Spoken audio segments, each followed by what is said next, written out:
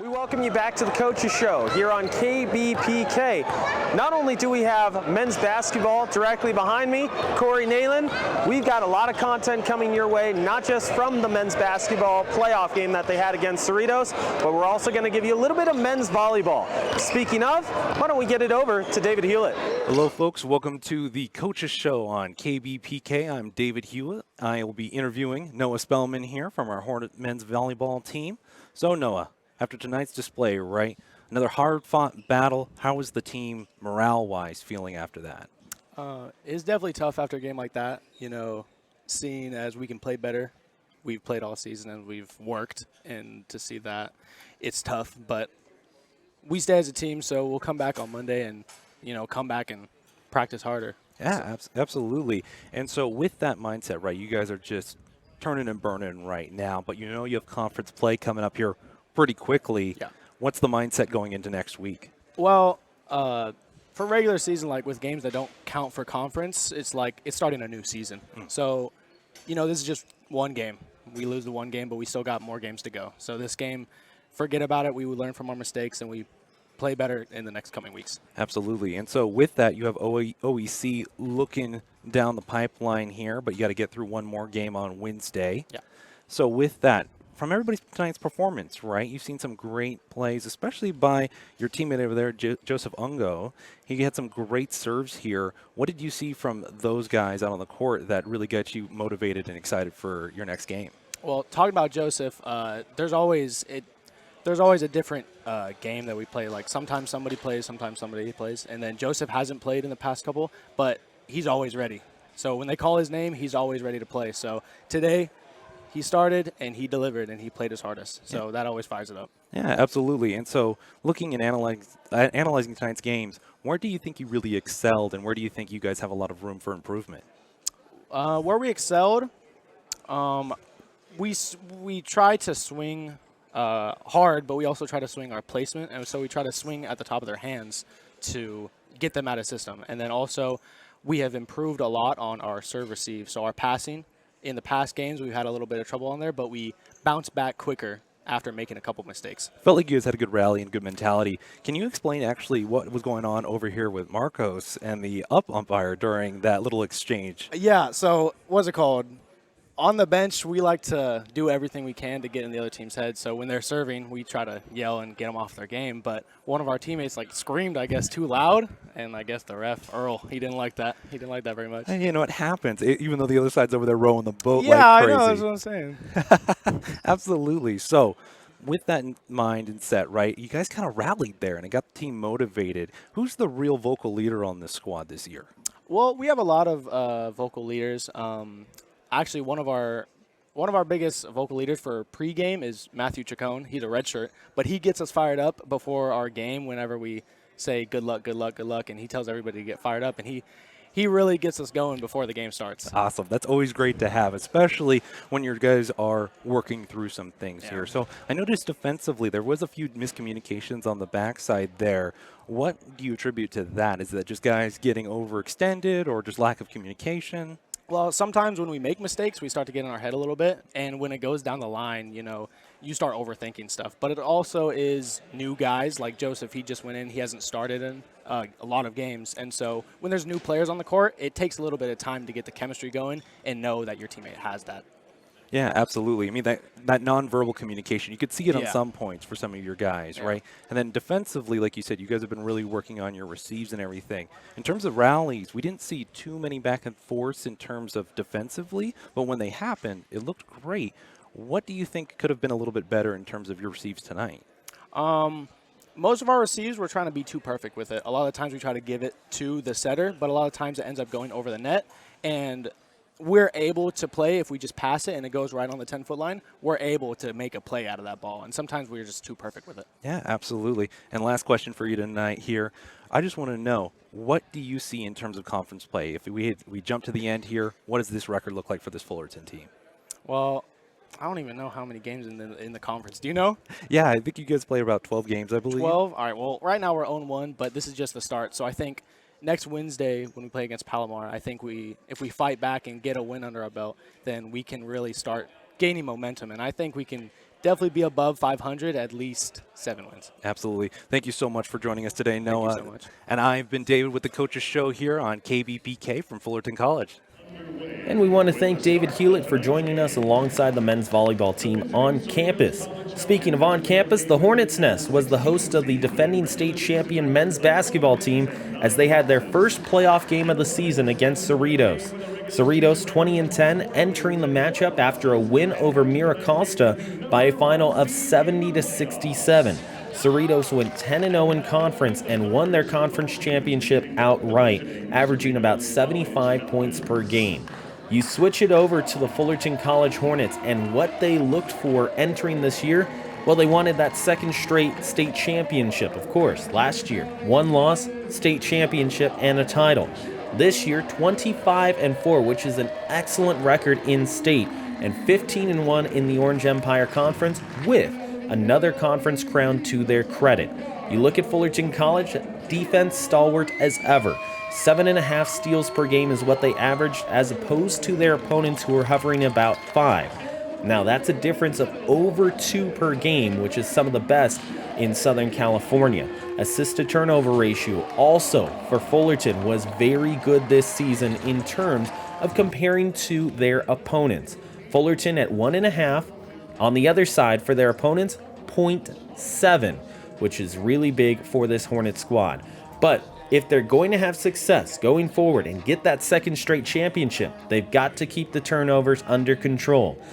They did so this season in terms of overall averages, with 11 total turnovers per game on average, and their opponents averaging about 15. Fullerton would start the game off with control of the basketball, but when you look at the first half, it was kind of an even matchup in between both sides. You look at that first half, and for Fullerton College, they spread around the scoring a lot. You look at guys like Justin Davis, who had a couple. Jaden Byers had 4 points. JQ Strong also had 7.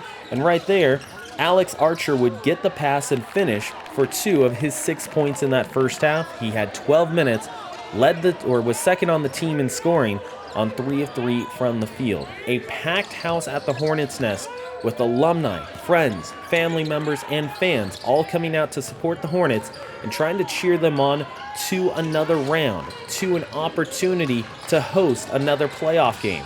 Now, both teams had a lot of struggles in that first half, trying to keep the turnovers under control, trying to make sure they took possession of the momentum in the game, and both teams didn't shoot the best. 42.9% for Fullerton at 12 of 28, and on the other side, it was 44.8% for Cerritos at 13 of 29. Now, where Cerritos really did have a lot of success was the outside shooting.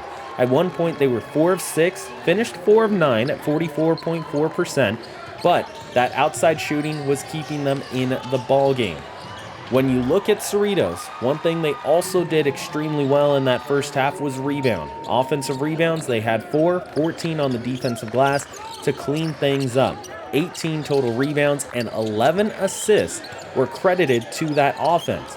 At the end of the first half, Fullerton started to take control. They would finish the first half and the first 20 minutes of play with a 2-point lead, but for the Hornets, they started to assert themselves a little bit more. The second half is where you started to see more of that traditional Fullerton College basketball. Less turnovers, more control, a lot more speed, and using that perimeter to their advantage. Fullerton College got Jeremiah Davis going in that second half, as well as Jeremiah Davis in the second half of play. 18 minutes overall, 12 points, 3 of 7 from the floor, but he went 1 of 1 from beyond the arc. And that was huge for Fullerton because he also added in 7 rebounds, 2 on the offensive side of the floor.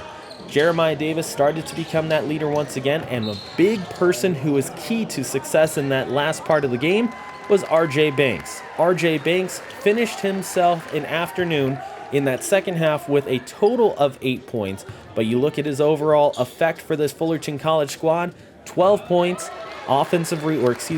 total rebounds with 7, 5 assists, 1 block, and the biggest, 0 turnovers. Fullerton College would finish off a victory 79-67, a 12-point win over top of Cerritos, and they will move on and host themselves another playoff game coming up this Saturday. In just a little bit, we'll get you more information on that. But first, we're going to toss it over to Perry Webster postgame. We're here with Perry Webster. And Perry, you take a look at the first half versus the second half. What changed in that halftime speech? I wish I was so good that my halftime speeches were the reason that we won games. I love that comment. I just thought we just started playing better and playing a little bit more together. Stuck with the guys who were doing the things that we asked, and that helped us pull away. When you look at that second half, the fast break started clicking a lot better. You got a lot more penetration into the lane. What changed in terms of adjustments? Playoff basketball is about defense. I didn't think we defended very well in the first half. In the second half, our defense led to offense, and that was the reason we pulled away. You talk about turnovers. Looking at your guys in that first half, there were a lot of them. When you try and tune things up for next Saturday, what's the first thing you're going to work on in practice this week? Well, we got to play under control off of 2 feet, and we got to jump stop. I think we're doing too much stuff real fast and just throwing shots up. We need to play more under control and more solid. I thought we were a little antsy tonight, which could happen in your first playoff game, especially for a lot of these guys. So I think next week, or hopefully next week, we're a little bit more crisp. You talk about not being happy with your defense. Notice that you were switching a lot with your guys on the perimeter. Is that something that you want to focus on more going into the rest of the playoffs? It depends on who our opponents are. Cerritos plays small and spread, so that's a team that we could switch against. Really just we change from game to game, half to half, just depending on what we need to do to win. RJ had a decent night tonight towards the back half of it, really led your team. What gave him success? We really value his leadership. You know, he's been through these battles before, and having him and his calm demeanor, and Jeremiah too. You know, Jeremiah wasn't at his best, but I thought that they both kind of just led us and felt like, hey, we can go take over this game and win the game, and I was proud of them for that. That's what we need out of them. Perry, thank you. Thank you. So we are here with point guard RJ Banks. And RJ, you take a look at this game, not the cleanest that we've seen from you guys. Yeah, we felt like in the first half, we made a lot of mental mistakes defensively. We had a lot of lapses, a lot of miscommunications, and it led to easy shots and easy looks for them. So going into halftime, we really had to focus on just coming back out and really mentally locking in on our defenses, on our scouts, and the way that we have to guard them. And once we did that, they struggled offensively. So that's what we really have to do. We have to go in there and just really lock in on our defensive game plan. Personally, on the offensive side of the floor, you didn't have a turnover tonight. How'd you keep that ball under control? I see the smile on your face. Yes, sir. No turnovers. No turnovers tonight. Yeah, I really tried to make that an emphasis for me tonight, especially since it's the playoffs. There's no more time to play around. There's no more time for mistakes. So me being a point guard, the leader of my team, I got to take care of the ball. I got to control the offense. I got to get my guys in spots. So that's something I really, focused on before the game. And the fact that I was able to go the whole game with no turnovers, that's something I'm proud of, honestly. The fast break in the second half, I saw you starting to lead things, especially.